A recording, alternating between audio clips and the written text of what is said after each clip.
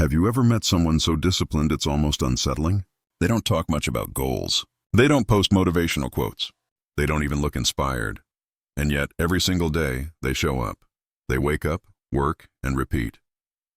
Not because they're excited, but because excitement stopped mattering a long time ago.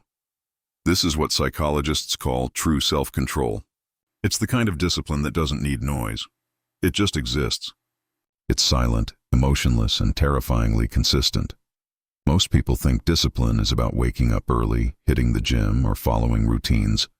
That's a surface-level version. Discipline with an audience. But the real thing?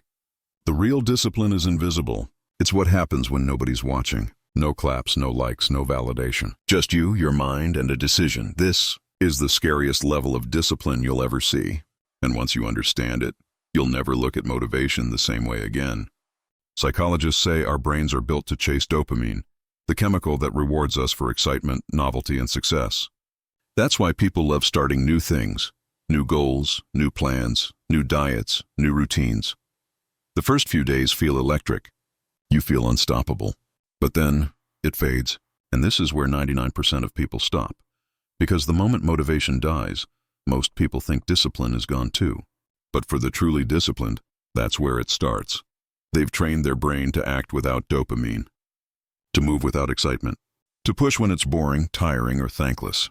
Psychologists call this automaticity, the ability to perform tasks without emotional input.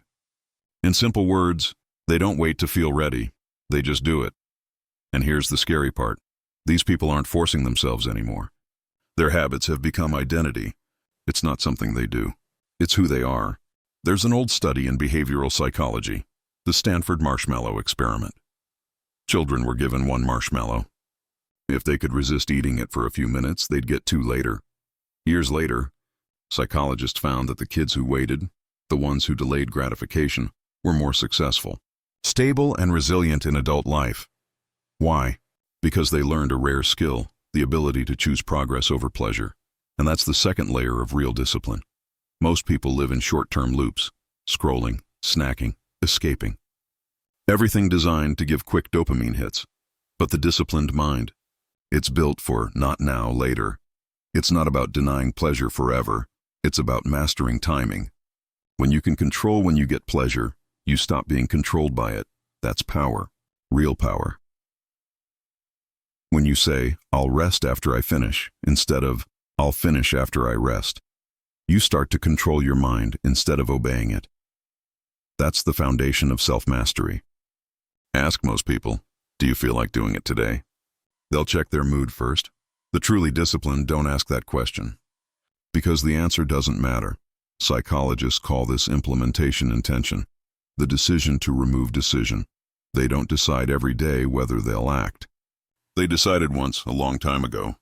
Now it's a schedule, a system, a pattern. They don't say, should I work today? They say, it's time to work. And then they work. No argument, no delay. No emotional debate. This mental shift removes the biggest killer of progress, negotiation. Every time you negotiate with your feelings, you lose consistency. But when you operate on systems, not moods, you become untouchable. That's why disciplined people appear robotic. They're not cold. They're free. Free from the noise of excuses, moods, and doubt. Their structure is their peace. The fourth level of discipline is the quietest and the rarest. You won't see it online. You won't hear about it because real discipline doesn't talk. People who broadcast their routines and goals online often don't realize what psychology calls the premature reward effect.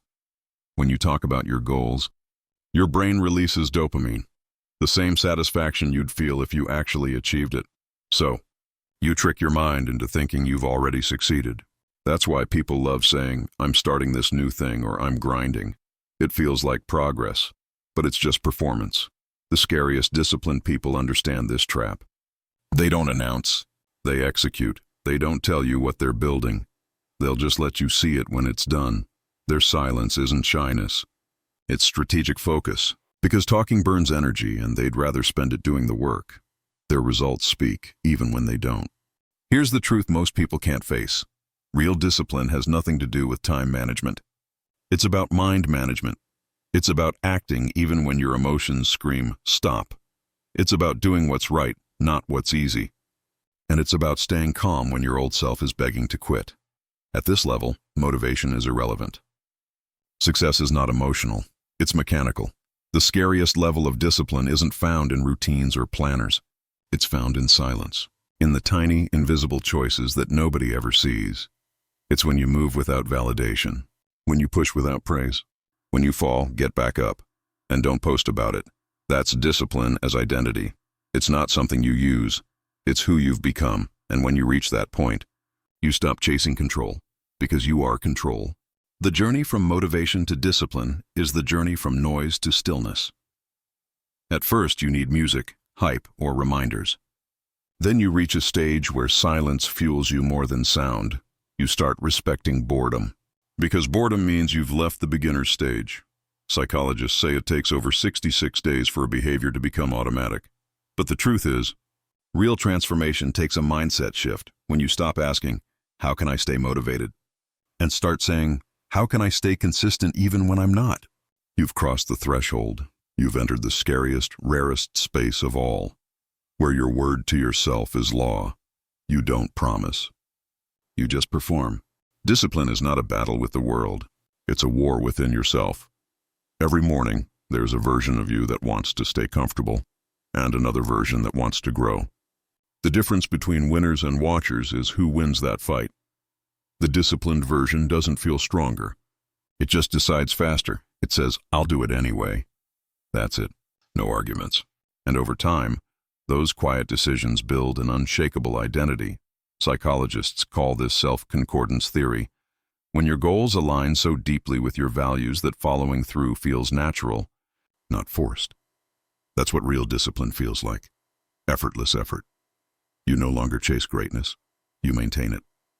Here's what makes this level of discipline truly frightening. You stop noticing it. You don't think about willpower or motivation anymore. You just live it. People call you obsessive, cold, or robotic, but that's only because they've never met peace and structure. You become immune to distractions, immune to applause. You do the right thing even when it feels wrong, and when people ask how you stay so consistent, you won't have an answer. Because the truth is, you don't even think about quitting anymore. That's the final stage. When consistency becomes identity, when silence becomes strength, and when your focus scares the ones who can't keep up. True discipline isn't loud. It's not cinematic. It's quiet, ordinary, and sometimes painfully boring. But that's where the transformation happens. Not in noise, but in repetition.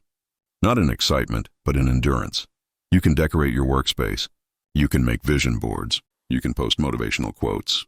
But if you can't, do what needs to be done, especially when nobody's watching, then you haven't found discipline yet. The scariest level of discipline isn't about effort, it's about identity. It's when you stop trying to be disciplined, because you are. So next time you feel unmotivated, remember this. You don't need motivation. You need momentum.